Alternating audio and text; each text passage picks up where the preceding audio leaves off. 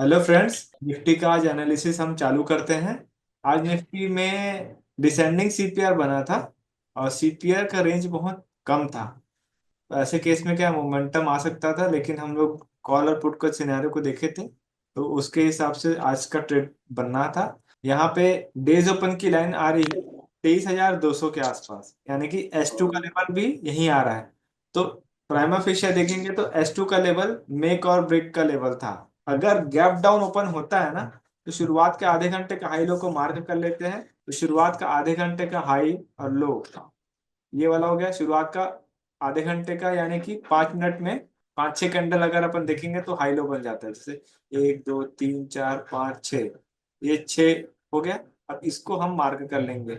जब तक इसका लेवल ऐसे ब्रेक नहीं होता तब तक हम ट्रेड लेंगे नहीं।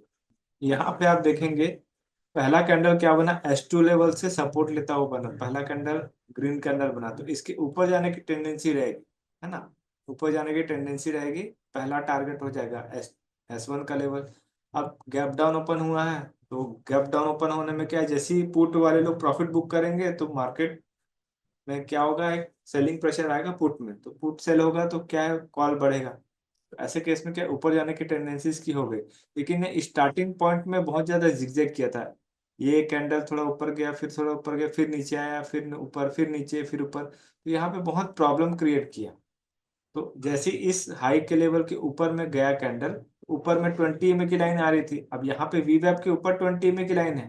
तो जब वीवैप के ऊपर 20 EMA की लाइन है तो हमको ऊपर साइड का ही ट्रेड मिलेगा। तो जब वीवैप के ऊपर में चला जाए तब फिर हमारा ऊपर का ट्रेड बनता है। लेकिन ट्रैपिंग कंडीशन क्या थी, ये वाला कैंडल ट्रैप किया, फिर ये कैंडल ट्रैप किया, एक कैंडल, दो कैंडल, फिर तीसरे कैंडल में मोमेंटम आया और शुरुआत का आधे घंटे का हाई लो ये वाला आ रहा है। तो जब इसके ऊपर में जा रहा है तो 20 में आ रहा है, तो यहाँ अप साइड में थोड़ा सा दिक्कत था। तो जब भी ना हमको डायरेक्शन पता है, लेकिन वो किस तरीके से जाएगा ये नहीं पता है। डायरेक्शन जब पता होगा तो हम उसमें क्या है ना, बुल कॉल स्प्रेड बनाएंगे। यहाँ आप एट द मनी का कॉल बाय कर लीजिए और उससे 100 points out of the money का कॉल को सेल कर दीजिए, तो वो बुल कॉल स्प्रेड बन जाता है। तो धीरे धीरे करके जिग करके भी ऊपर जाएगा, तब भी आपका प्रॉफिट हो जाएगा। तो ऐसे केस में हम बुल कॉल स्प्रेड बनाते हैं, क्योंकि जिगजैग कर रहा है, जिगजैग करके ऊपर ही जाना है उसको। अगर नीचे की तरफ में जाएगा तो उसमें ज्यादा लॉस होनी होगा, क्योंकि वो नेकेड पोजीशन है नहीं, हेज पोजीशन रहती है। तो इस तरीके से हम अपसाइड का ट्रेड प्लान बना सकते हैं। और यहाँ पे S1 प्रीवियस डे लो, इसके ऊपर जब जाता है तब फिर हम सीपीआई तक का टारगेट ले सकते थे। लेकिन इनसाइड रेंज में घुसने के बाद हम टारगेट लेते हैं। यहाँ पे इनसाइड रेंज में घुसा नहीं। जो S1 प्रीवियस डे लो के पास में जो कैंडल बना, अब देखो ग्रीन कैंडल के बाद जो रेड कैंडल बना, ये इसको इंगल्फ कर रहा है। पिछला वाला कैंडल कैंडल को इंगल्फ कर रहा है। फिर भी यहाँ पे वीवेप के ऊपर 20 में है, तो हम तब तक पोजीशन नीचे का नहीं बनाएंगे जब तक वो 20 में को ब्रेक नहीं कर देता। तो यहाँ पे 10 20 में को ब्रेक करने वाला कैंडल ये था।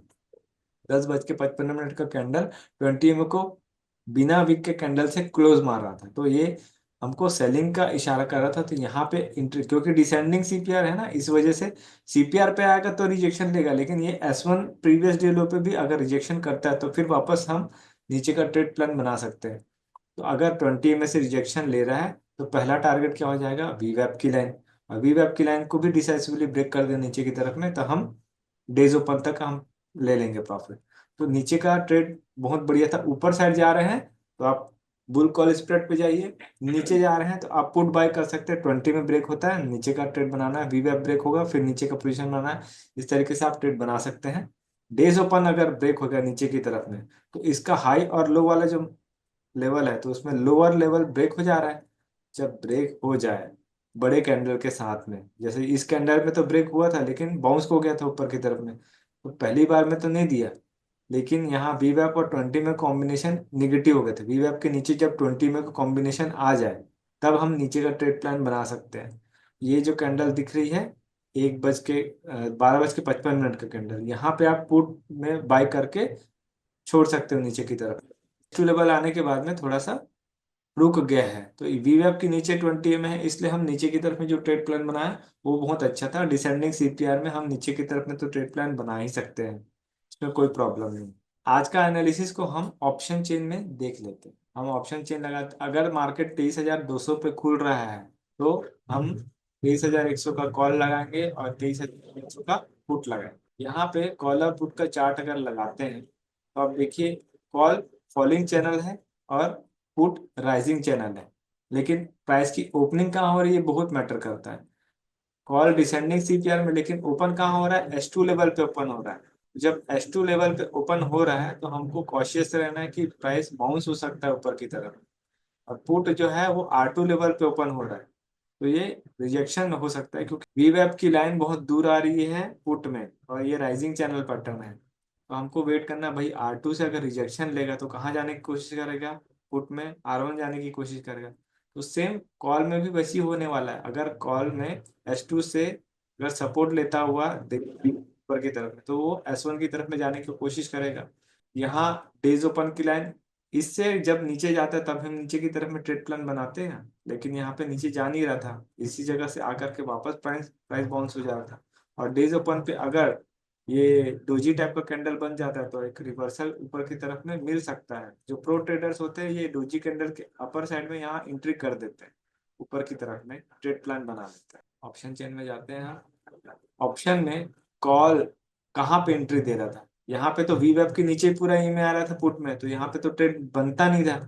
कॉल में ट्रेड कहाँ बन रहा है, कॉल में वहीं पे ट्रेड बनेगा जहाँ पे वी वेब के ऊपर पूरा ईएमए की लाइन आ गया। तो ये कैंडल तो गया ऊपर, लेकिन ईएमए की लाइन नीचे थी, इसको ऊपर जाके वापस सपोर्ट लेने दीजिए नीचे।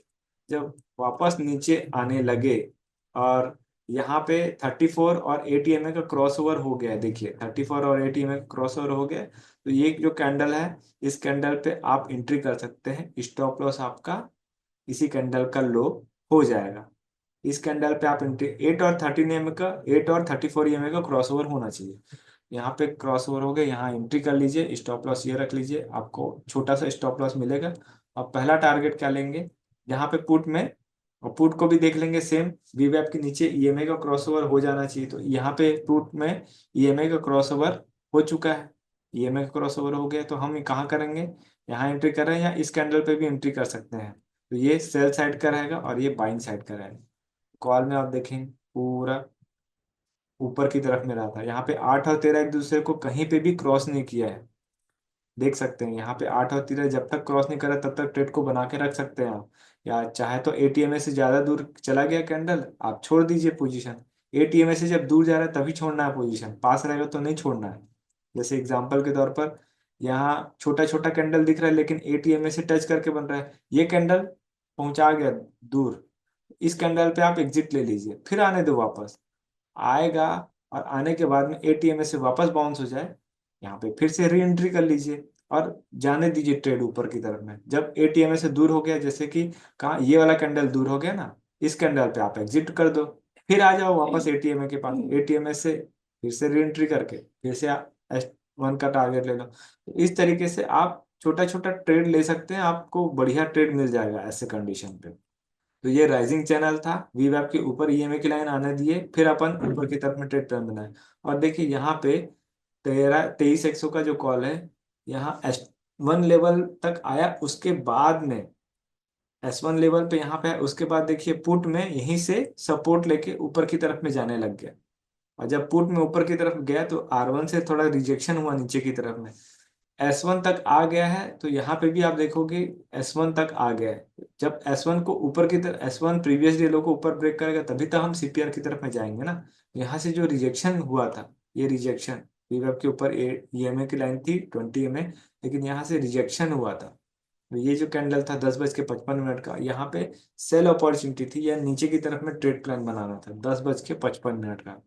यहाँ पे 10:55 तो एंट्री नहीं दे रहे था पुट में, तो पुट में एंट्री हम कब करेंगे, कॉल में तो अपन पोजीशन नहीं बनाएंगे जब तक S1 को ऊपर की तरफ में ब्रेक नहीं करता।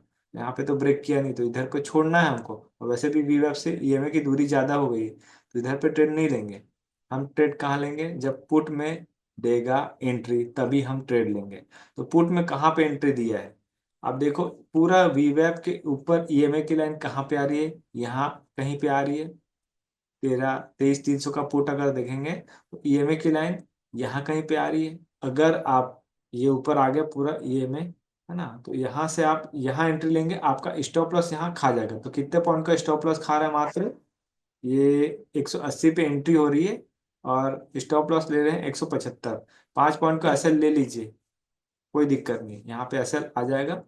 अब यहाँ पे आप देखो 8 और 13 ये में एक दूसरे को क्रॉस कर दिया है, क्रॉस कर दिया है, तो हम यहाँ पे ट्रेड प्लान नहीं बनाएंगे। जब तक 8 और 13 हमारे फेवर में नहीं जाता तब तक हम ट्रेड नहीं बनाएंगे पुट में। वापस आने दो, कोई प्रॉब्लम नहीं। वापस आने के बाद जब ऊपर की तरफ में जाए, तो ऊपर जब ट्रेड जाएगा तब आपको किस तरीके से ट्रेड लेना है। 8 और 13 का पहले तो क्रॉस ओवर देख लेना। 8 और 13 यहाँ पे इसी कैंडल पे क्रॉस ओवर दे दिया, तो ऊपर जाने दो। वापस पलट के जब आए तब फिर हम ट्रेड प्लान बनाएंगे और यहाँ पे आपकी एंट्री बनेगी। लेकिन इस जगह पे बहुत ज्यादा कंसोलिडेट किया है, दिख रहा है ना ये कंसोलिडेशन। तो ये कंसोलिडेशन कॉल साइड में उतना नहीं, क्योंकि सेलर के केस में क्या है ना, वीवेब से ज्यादा दूरी हो गई। तो सेलर के लिए तो बहुत आसान है, सेलर S1 पे सेल कर देगा और S2 पे प्रॉफिट बुक करेगा, इसके लिए ज्यादा कोई कंसोलिडेशन है नहीं। पुट बायर के लिए बहुत ज्यादा दिक्कत है। तो पुट बायर यहाँ पे बार बार बार बार ट्रैप होगा, क्योंकि पुट बायर यहाँ पे एंट्री लेगा, फिर यहाँ ट्रैप, फिर यहाँ पे एंट्री लेगा, फिर यहाँ ट्रैप। तो कितने बार आप ऐसे लोगे।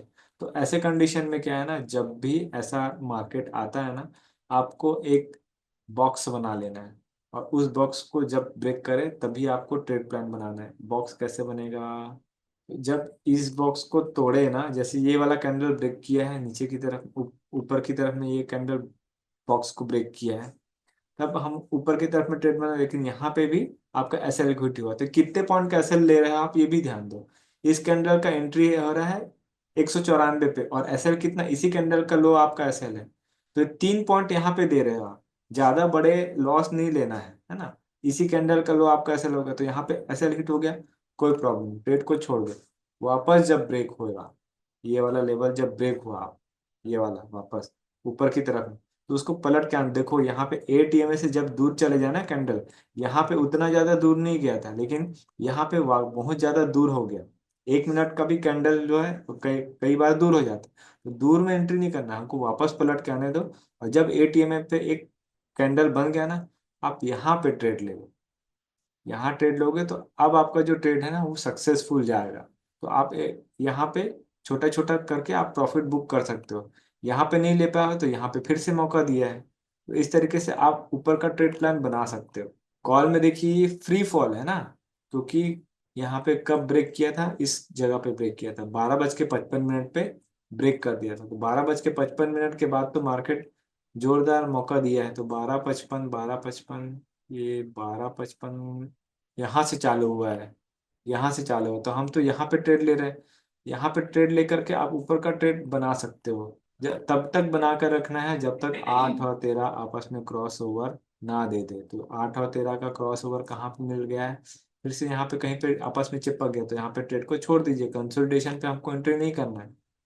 कंसोलिडेशन वापस कहाँ पे दिए, ये ऊपर की तरफ में 8 और 13 क्रॉस ओवर होकर ऊपर की तरफ में आया, तो पहली बार में आने दो। उसके बाद जब ऊपर की तरफ में जाए ना, तब फिर आप ट्रेड बना, तो यहाँ पे भी ट्रेड बना सकते हो, इस कैंडल पे भी आप ट्रेड बना सकते हो, लेकिन 8 ही में से दूर मत एंट्री करनी। यहाँ पे आप ट्रेड बना सकते हो, है ना। और अगर यहाँ पे भी ट्रेड छूट गया है तो फिर से पलट के आएगा, क्योंकि 1 मिनट का टाइम फ्रेम यूज कर रहे हो आप। तो 8 पे बार बार आने की कोशिश करता ही करता है। तो ऊपर जा रहा है, आप जाने दो। यहाँ पे आप एंट्री कर सकते हो, चाहे तो इस कैंडल पे आप एंट्री कर सकते हो। छोटा कैंडल है एंट्री में 8 पे, तो बहुत बेस्ट कंडीशन है। फिर आप ट्रेड को बना के रखो, और तब तक बना के रखो जब तक 8 और 13 वापस क्रॉस ओवर ना दे दे। तो आपकी एंट्री इस कैंडल पे होगी, जब 8 में से दूरी ज्यादा हो तब आप ट्रेड को छोड़ दो।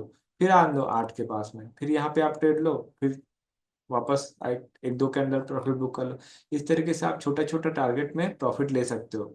ये जो बार बार एक ये दिख रहा है ऐसा ऐसा ऐसा, इसी में बार बार एसएल हिट होता है। तो हमको एटीएम पे एंट्री करना है, तो आपका एसएल बहुत छोटा हो जाएगा, और एटीएम से जैसे दूर भागता है आप प्रॉफिट बुक करते जाइए। तो आपको स्टॉप लॉस छोटा होगा, 2-3 पॉइंट 4 पॉइंट का आपका एसएल जा रहा है, तो वो एक्सेप्टेबल कंडीशन है। लेकिन आपका जो टारगेट है वो भी तो बड़ा मिल रहा है। तो इस तरीके से आप कर सकते हो, अपना ट्रेड को बड़ा बना सकते हो, है ना। सेलर के लिए उतना प्रॉब्लम नहीं है। आप देखो सेलर यहाँ पे सेल कर दिया अपना पोजीशन को, है ना, बी वेब के नीचे गया, सेल कर दिया यहाँ पे, और छोड़ दिया पोजीशन। और यहाँ पे नहीं किया तो एटीएम में यहाँ पे सेल कर दिया, तो छोड़ दिया अपना पोजीशन को। इसको बहुत बढ़िया सेल करके प्रॉफिट बनाए, इसमें कहीं पे भी कोई ज्यादा जिगजैग वाला मामला नहीं है। लेकिन बाइंग के लिए थोड़ा सा दिक्कत रहता है, जब कंसोलिडेशन होता है तब दिक्कत रहता है। तो इस तरीके से हमको अपना ट्रेड प्लान बनाना है। और जैसे ही ये कॉल में S2 का लेवल अचीव हो गया, आपको पुट से एग्जिट कर लेना है, पुट से यहाँ पे एग्जिट कर लेना है। तो एंट्री यहाँ पे हो सकती है पुट में वापस, और यहाँ पे भी एंट्री हो सकती है। आप बढ़िया प्रॉफिट ले सकते हो, एटीएम से दूर आ जाए आप प्रॉफिट ले लो, चाहे इस कैंडल पे ले लो, चाहे इस कैंडल पे ले लो। अच्छे अच्छे कैंडल पे आप निकल जाओ, वो ज़्यादा बेटर है।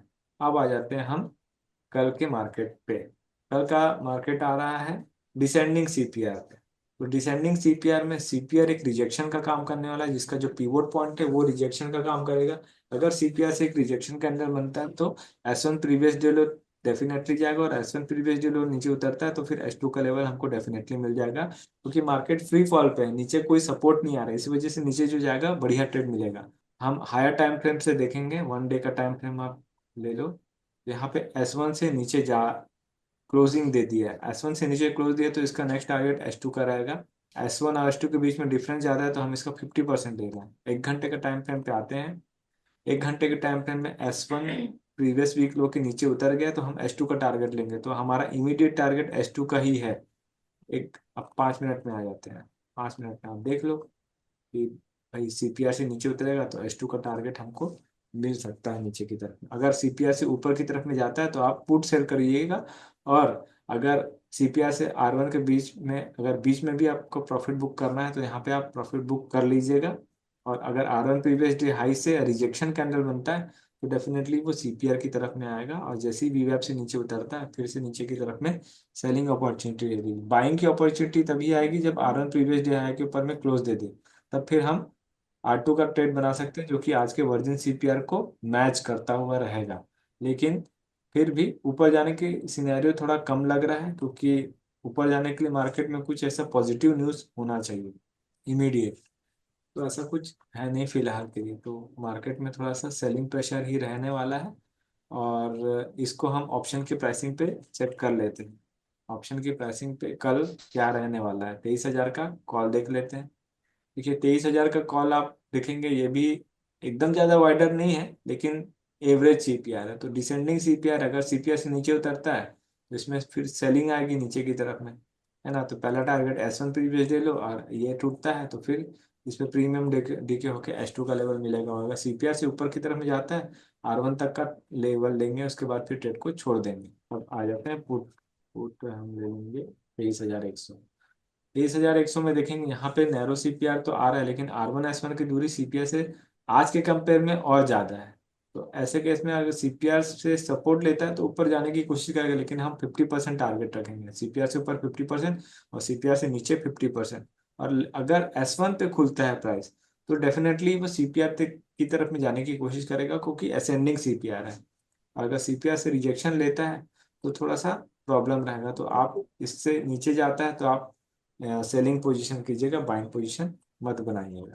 फ्रेंड्स, अगर आपको हमारा वीडियो कोर्स फ्री में चाहिए तो नीचे दिए हुए डिस्क्रिप्शन में जो हमारा डीमैट अकाउंट का लिंक है उससे आप अकाउंट ओपन कर सकते हैं और नीचे दिए हुए व्हाट्सएप नंबर पर शेयर कर सकते हैं। इससे आपको हमारा कोर्स फ्री में मिल जाएगा और आप हमारे व्हाट्सएप के लाइव ग्रुप में भी ऐड हो जाएंगे, ताकि आपका जो भी क्वेरी क्वेश्चन डाउट है उसे आप पूछ सकते हो और सही समय पे सॉल्व करा सकते हो। अगर आपको हमारा वीडियो कंटेंट अच्छा लगा तो वीडियो को लाइक ज़रूर कीजिए और चैनल में नए हैं तो चैनल को सब्सक्राइब कर लीजिए। Thank you for advance learning, join our master class, link in the description below.